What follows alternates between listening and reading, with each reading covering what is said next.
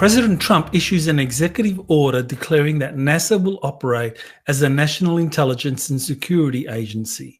Russia's September 19 addition of international Satanists to its blacklist of terrorists and extremists is more than coincidental, given recent Trump administration actions. Flying hovercraft technology fits the description of face peelers in Peru, where 7-foot-tall predator-like armored aliens on hoverpads attacked villages in 2023. The drones causing airport shutdowns in Scandinavia have similarities to the drones of the US military facilities in late 2024 and early 2025. Tangible evidence that big tech gurus who met Donald Trump on September 4 have indeed defected to the White Hat's Earth Alliance side. Much speculation over why the US Secretary of War, Pete Hegseth, has summoned all US flag officers to the US Marine Corps Quantico base in Virginia. Britain's Daily Mail did a story on Congressman Tim Burchett's claim that there are 5 to 6 underwater UFO bases, and my recent interview on Redacted. An AI-generated video featuring Donald Trump talking about medbeds appeared on his Truth social media account and was then taken down. According to Professor R.B. Loeb, the 1977 WOW signal, originally thought to be extraterrestrial in origin, came from roughly the same direction as the path taken by 3-Eye Atlas. These stories and more on Exopolitics Today, the Week in Review. You're listening to Exopolitics Today with Dr. Michael Salla, your source for the uncensored truth regarding the human, extraterrestrial, global, and political agenda. Click the like button and subscribe to this channel. And now, here's Dr. Michael Salla. Welcome to the October 4 edition of Exopolitics Today, the Week in Review. Now, later today, we are going to be doing the monthly briefing. And so in that, I'll be covering essentially the last 4 to 6 weeks of Week in Reviews. Now, today, given that I didn't do one last week, I was in Bimini, swimming with dolphins on a retreat. I'm going to do an abbreviated version of the Week in Review, but it'll cover this week and last week. But that will be abbreviated because for those that want to attend the full monthly briefing today, you're going to get the whole 4 to 6 weeks of material presented to you.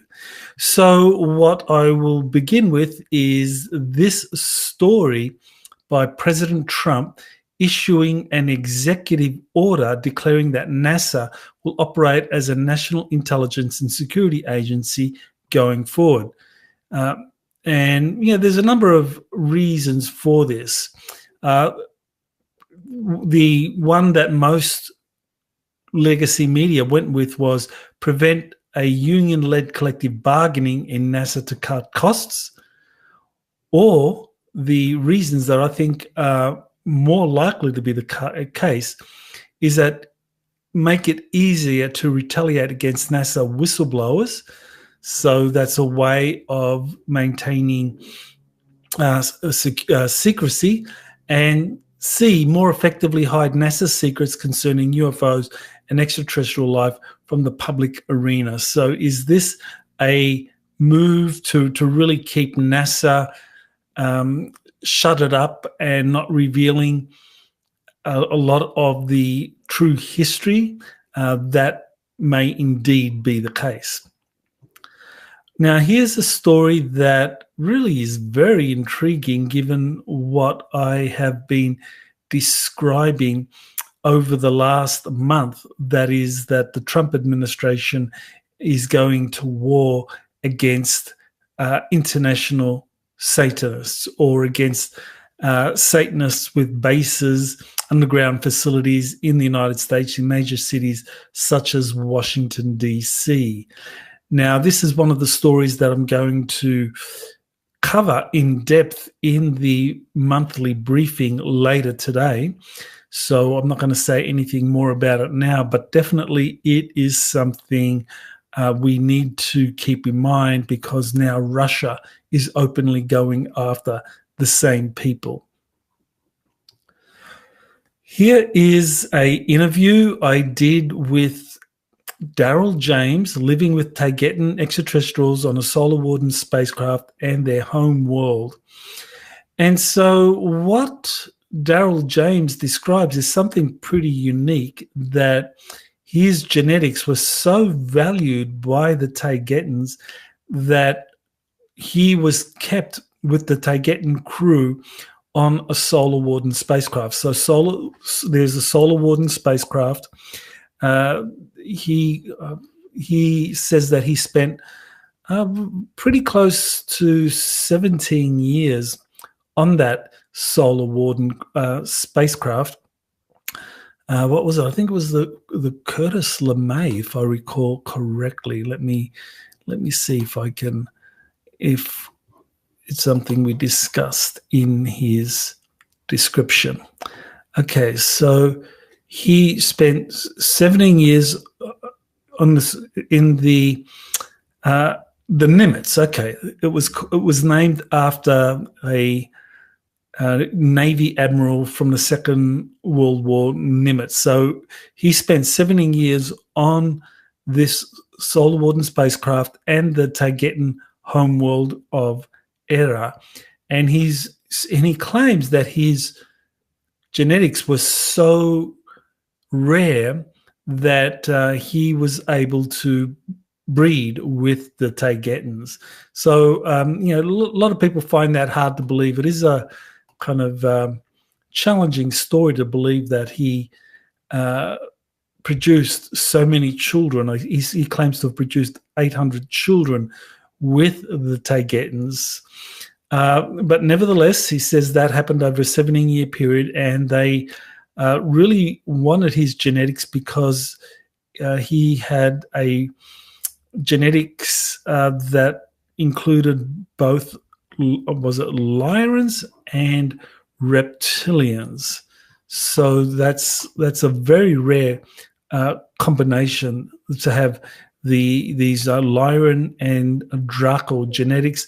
And apparently this was something that the Tagetans wanted to really improve the quality of their race. So very interesting. Okay, this is some Star Trek humor, but because I'm going to be playing that in the week in the monthly briefing, I'll skip over it for now. Here is a personal flying device, and this is very interesting. Let me play it for you because it's very close to the description of these villagers who say that they were attacked by 7-foot-tall aliens on hovercraft or on craft very similar to what we are about to witness. So Timothy Alberino, I've interviewed him about the Amazon kidnappings and this particular incident. Okay, so there you see the craft flying around. Now, according to Timothy, based on his research, the people on these craft were probably secret space program personnel wearing an exoskeleton, and that's why they appeared to be 7 foot tall. And they attacked the village, tried to create fear and so forth. So very interesting that this technology is released into the public sector. I mean, it's just using some kind of jet pad there, but you can be sure that this kind of open source technology is far inferior to what exists in the classified world. So very interesting, the existence of this kind of technology. Right, here's a new whistleblower. His name is Deep Prasad. So obviously that's an Indian-sounding name. And he is a tech genius. And he says that things were pretty normal for him until one day a portal opened up in his room and 3 aliens walked out of it. So there's a kind of short segment here. It goes for 3.5 minutes, so that's a bit long. But maybe I'll just play the first minute or so and let's see what he has to say. So this is 9:40 in the morning, and I'm in my room, just like sitting against my headboard and sending emails on my laptop. And I put down my laptop for just a second to pick up my phone. And as soon as I do that, I get this like, it's like I knew exactly what would happen next. That's the weirdest part. One of the weirdest parts about this is that I felt like I knew that I'm about to go through an experience, and I'm even going to call it an abduction because that's the best word that my brain can come up with. And then I realized that I couldn't even move, and I started freaking out because, like, when you lose full control of your body, your motor cortex, that's never happened to me before. Like, while being consciously awake and suddenly you just can't do anything. It was terrifying. I thought that I ran through a bunch of emotions. So like my mind was like running very quickly. I'm like, is this a seizure? Nope, doesn't look like it. I can still like move my eyes and stuff. I'm not convoluting or anything or convulsing. Am I dying? And so I scanned the room just with my eyes for like I did about 2 scans, and then by the time I get to my 3rd scan, I see this shimmering object. It's a white outline with like these big black eyes. And initially, like I thought like this can't be real. Okay, so I mean, he goes on to describe 3 aliens walking out of this portal that appeared in his room and how that influenced his life. And he is a Canadian tech genius, and so he's making waves. But certainly very interesting to have someone who is very successful in the tech world openly admit that he's had a contact experience with 3 aliens.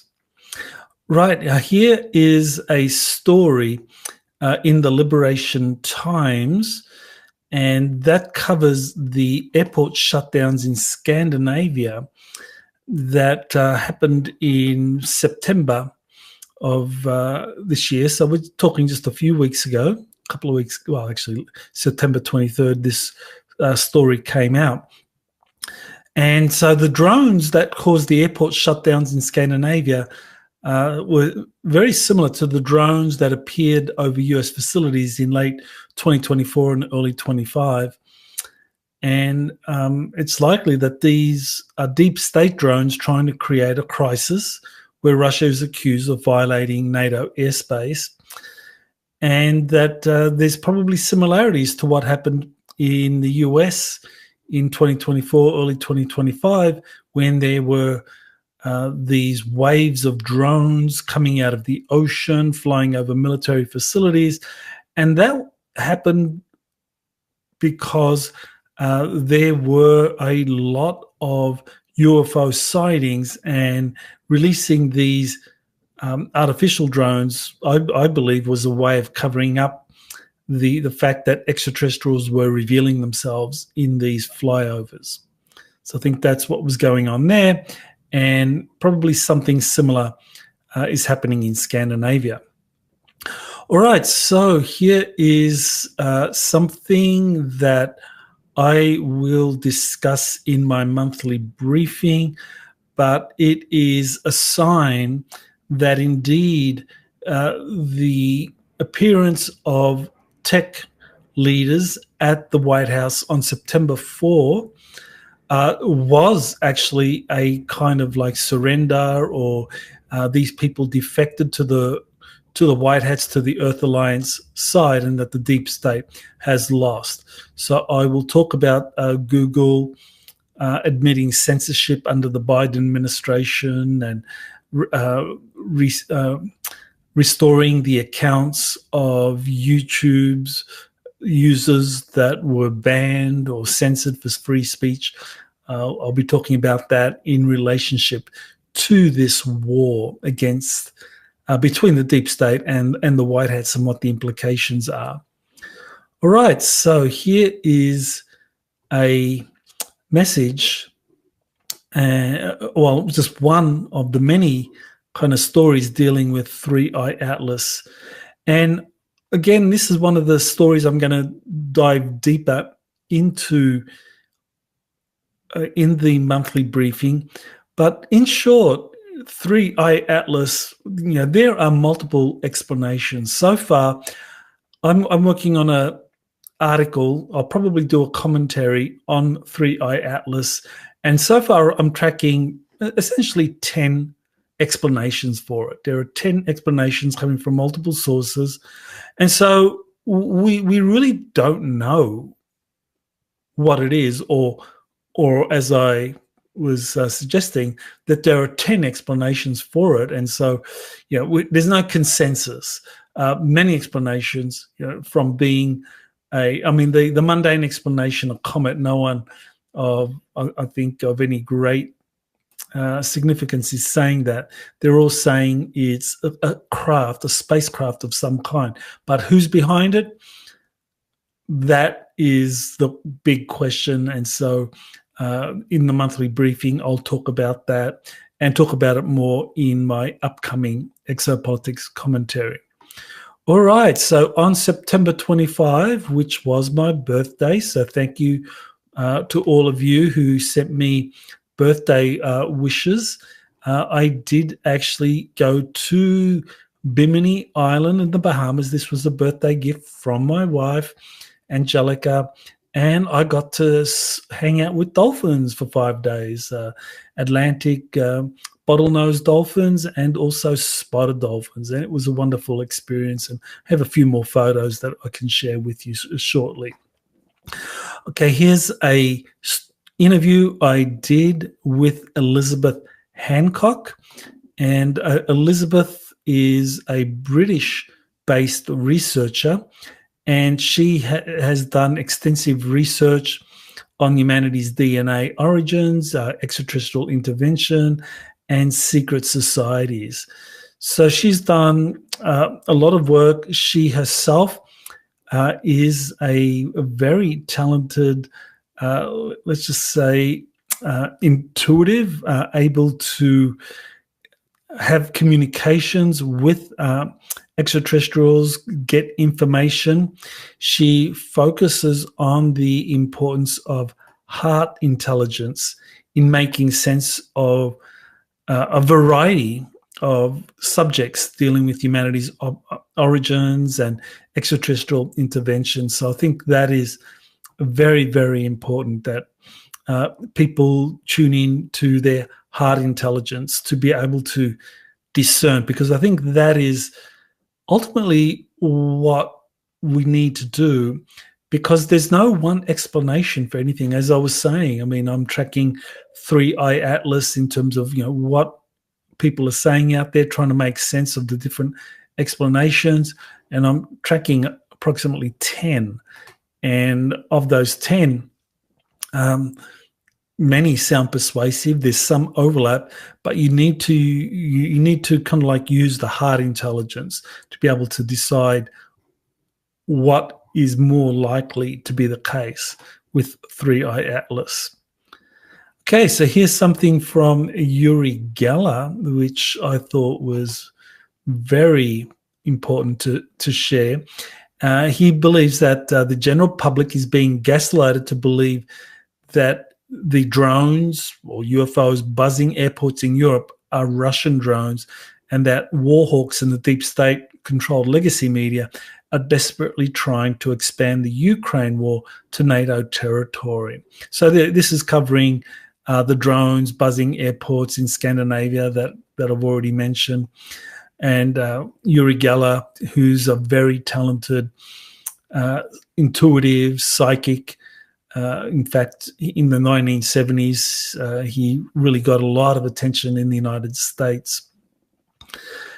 And he's saying that these are, in fact, not connected at all with Putin. And I think that, and Russia, and that is exactly right, that more and more people in Europe and in the United States are waking up to the fact that the European leaders are trying desperately to expand the war in Ukraine. And that is something that more of the general public are realizing and just not wanting to have anything to do with that.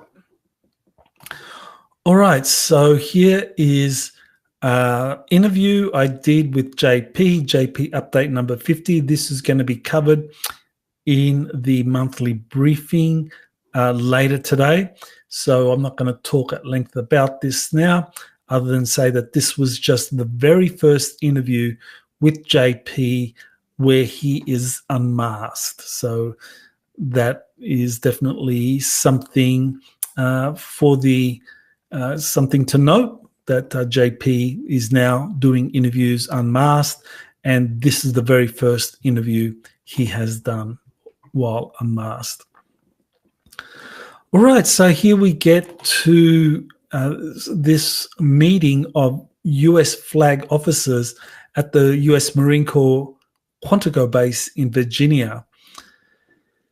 And, there's multiple explanations for what is going on here.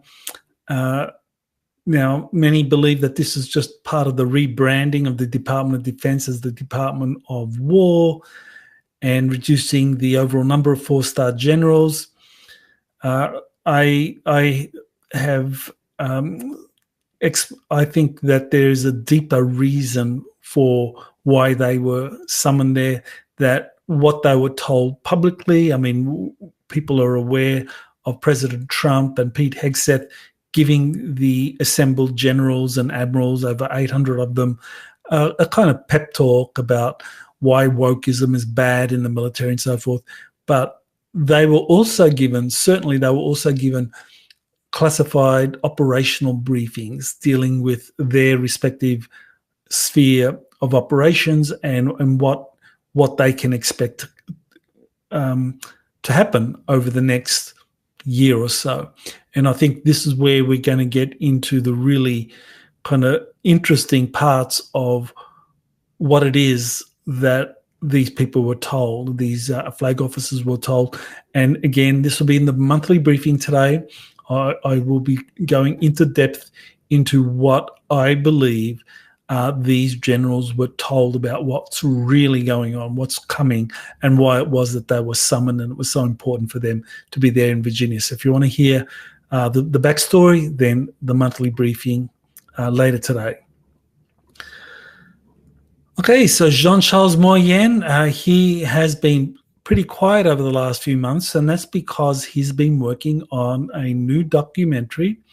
It's going to be the third in his series of Starseed Revelations, and he's going to be sharing all his evidence about extraterrestrial contact and space arc experiences and past life memories in Japan. So that's we're going to be doing an interview very soon, in probably another week or so, and then that will be released on October 23, which is the premiere of the English version. But right now, if you can speak Japanese, then you can watch the Japanese version, which is available online. Okay. All right. So again, this is the interview I did with JP. That's been released on all media platforms. All right. So here is a channeling from the GFL station by Dave Akira, or Valia, who is a Pleiadian emissary, according to Dave Akira.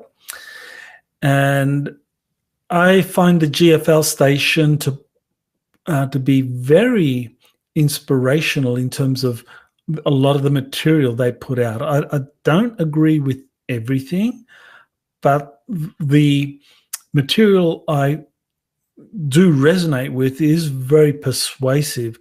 And Dave Akira in particular seems to be very accurate. I mean, he has released videos based entirely on his channeling communication that matches a lot of the research that I've done over the years. And here he says that the disclosure process is first of all going to begin with the disclosure that giants are part of our suppressed history. And I think it's very important that people are aware that not all giants were evil cannibals as depicted in biblical texts, that some were highly evolved spiritual masters who are very capable of helping humanity better understand different extraterrestrials and moving into a new golden age.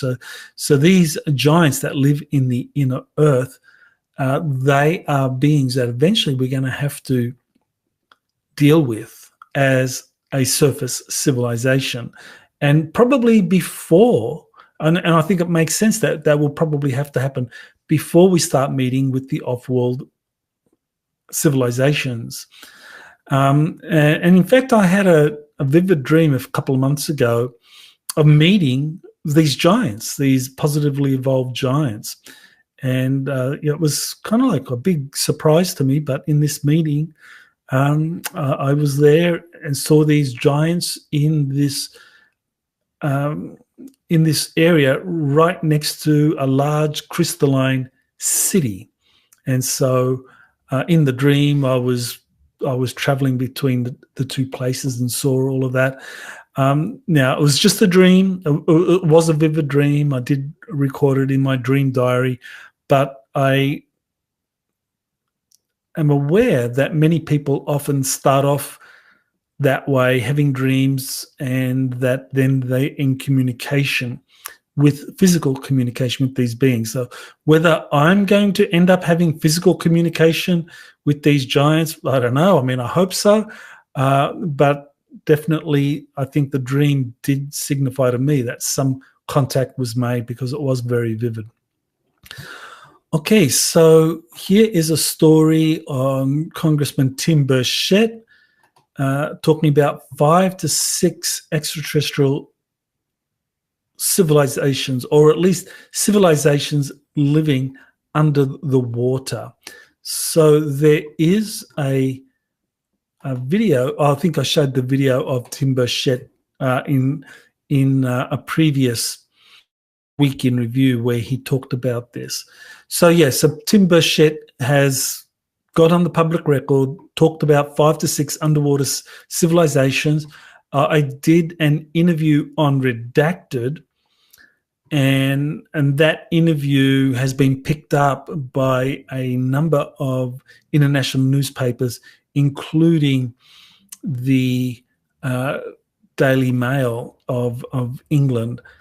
And this is, I think, a way in which a lot of this information often spreads, that people are now aware of the possibility of these civilizations. And in the interview I did on Redacted, I talked about ORTEC, which is the Atlantic Undersea Technical and Evaluation Center, and that's where they test all of their advanced maritime technologies. That's a Navy-run facility out of the Bahamas, which is was nominally under it was under the control of Britain, but the Bahamas was given its independence, and ORTEC has been there ever since, and now pays rent to the Bahamian government. Very, very interesting.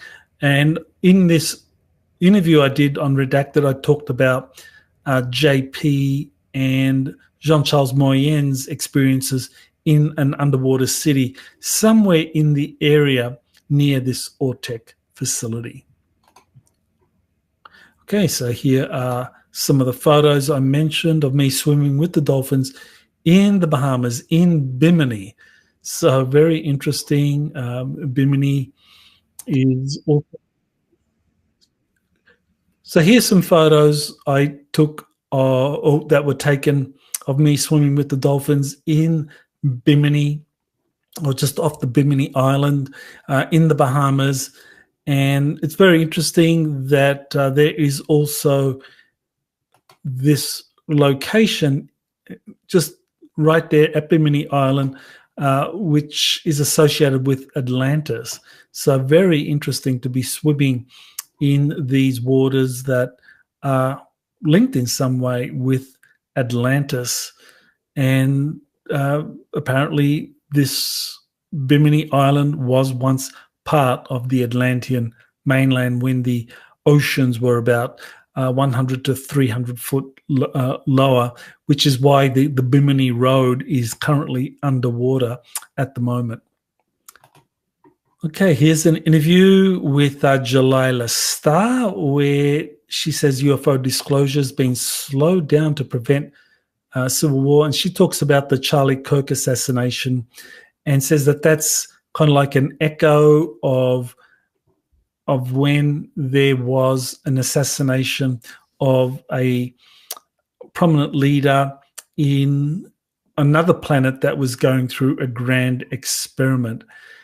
And so she thinks that UFO disclosures being slowed down deliberately just to kind of like prevent a civil war breaking out because of the extent to which these black programs have gone rogue and have been doing all sorts of gruesome experiments all over the world. And so very interesting information about how transhumanism, artificial intelligence led to a civil war on another planet that was kind of like at a similar technological stage as the Earth, and that the goal, and we are being helped by different extraterrestrials to go through a similar development cycle, but without breaking out into civil war, and that the Charlie Kirk assassination is connected with that, because in that earlier world, the prominent leader of one side was assassinated. We know here in the United States, President Trump was almost assassinated. Charlie Kirk was assassinated, but that hasn't led to civil war. It's led more or less to kind of like a revival of, say, Christian values, which I think is what Charlie Kirk really stood for. So, I mean, some good has come out of that. Here's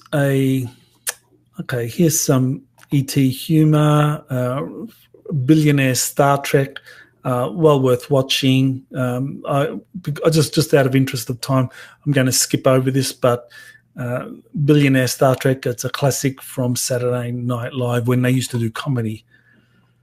Okay, here is some scenarios that I am going to go into depth as to what it was that the 800 plus flag officers were really summoned to the US Marine Corps base. So I go into some of these scenarios. The fourth one is just a joke, just some humor, but definitely we're going to be looking at the secret war against the deep state Satanists, 3i Atlas revealing itself as a giant spacecraft, and return of former Mars colonists to our solar system. So those are three explanations that I think are probably close to what the real reason was for the convening of this meeting with 800 flag officers. All right, so this is something that I will definitely be discussing at length in the monthly briefing. I think it's a very, very important story. This AI-generated video featuring Donald Trump talking about med beds that appeared briefly on his social media account on 10 p.m. on September 27th and then was taken down a few hours later. And I'll be talking at length about why this is so significant. And this is something that you can look forward to listening to. It's a really hot story, very important story, and I'll cover it in depth in the monthly briefing later today. And here you have JP doing a story about doing a story about this medbed leak by President Trump, and JP himself has been inside a medbed facilities, and this happened at Eglin Air Force Base on October 10, and so JP did a update on this on his YouTube channel, so where he talks about medbeds coming. So you could, if you haven't seen that, you can watch that, and JP talks about a little bit about what he experienced when he went inside one of these medbeds at Eglin Air Force Base. Here we have Elon Musk expressing his desire to live and die on Mars, and that's very interesting that he has this desire to die on Mars. I mean, why you would want to? It's kind of like think 1700s and someone wanting to die in the Wild West. It's just like, really, you want to do that? Missing all the creature comforts of life in modern Europe at the time, and you want to die in the Wild West. Well, you're kind of like you can make a similar quip about wanting to die on Mars today using the kind of technologies that we have in the public arena. Life would be pretty bare and pretty challenging on Mars. But then again, if you're Elon Musk, you probably have the cream of the technology with you. Now, as far as where things stand, as far as Musk's Starship program is, he still has the ambition to fly to Mars as early as 2026, so next year. The first Starship mission, which will be unmanned, would fly to Mars, and then the first manned landings would happen in 2029. That's the earliest. Now, in contrast, NASA's Artemis program, which also envisages trips to the moon and manned trips to Mars, the Mars missions would occur in the 2040s. So that's a long time to wait. Right. So I did an interview on Coast to Coast AM with George Norrie. That was on October 2nd. So that was where I get to talk about a range of UFO-related topics. So that's available for you there on Coast to Coast AM. And here's a show summary where we talked about a number of things, some of which I've already discussed in this week in review. Okay, my interview with Lily Nova, where she gives her take on 3i Atlas, and she says it's a white hat operation working with a conglomerate of extraterrestrial races intent on a full disclosure. And interestingly, she identified that 3i Atlas was associated with a group of Lyran extraterrestrials who were disseminating frequency codes carrying the original divine DNA blueprint for humanity reaching its fullest potential. And she was also given information about this Saturn moon matrix that has been keeping us subjugated for centuries, and that these codes being disseminated by 3i Atlas that these Lyran extraterrestrials are associated with are in fact impacting the matrix that has kept us subjugated for a long, long time. And we also got to discuss some of her more recent video and photos of spacecraft of the different extraterrestrials she's working with. So it's not just that Lily has information from extraterrestrials who are telepathically communicating with her. She's also got photographic evidence, and that's always very important.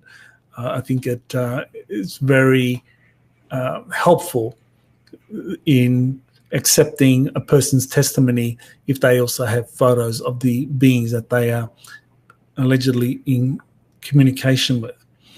All right, so here is a new whistleblower that came forward at the September 9 hearing that was held in the US Congress. And let's just play it. So it's a very short clip, 23 seconds. We get to hear a little bit about what Dylan Borland has experienced. So I'll play that for you now. I have direct first-hand knowledge and exposure to crash recovery, reverse engineering, integration of technology into redacted, as well as the most important piece of technology on the planet, and it's not the craft themselves. It would be the power source. You can make that assessment yourself. I have direct...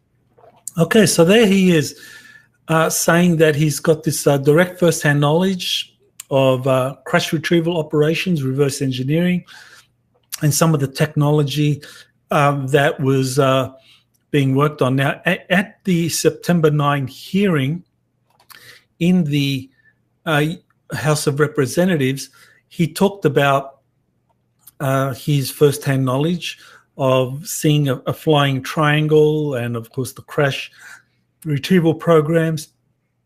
And he also, at the hearing, described the retaliation he faced as a UFO whistleblower. So that was very significant. So now I finish up. Later today at 3 p.m., we are having the monthly briefing, and this is where I get to go into depth into many topics that have happened over the last 4 to 6 weeks, and I will rank those topics. I'll be covering the top 9 stories for the last 4 to 6 weeks. I'll also be looking at the humor of the month, the most humorous piece of the best skit that I found out there concerning UFOs, exopolitics.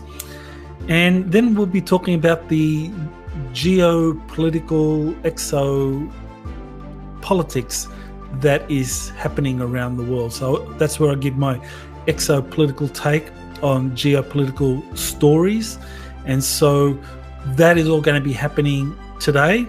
That I'll talk for about an hour and a half on these various stories, covering those with video clips and analysis, and then we will have up to an hour of Q&A. So that's today, starting at 3 p.m.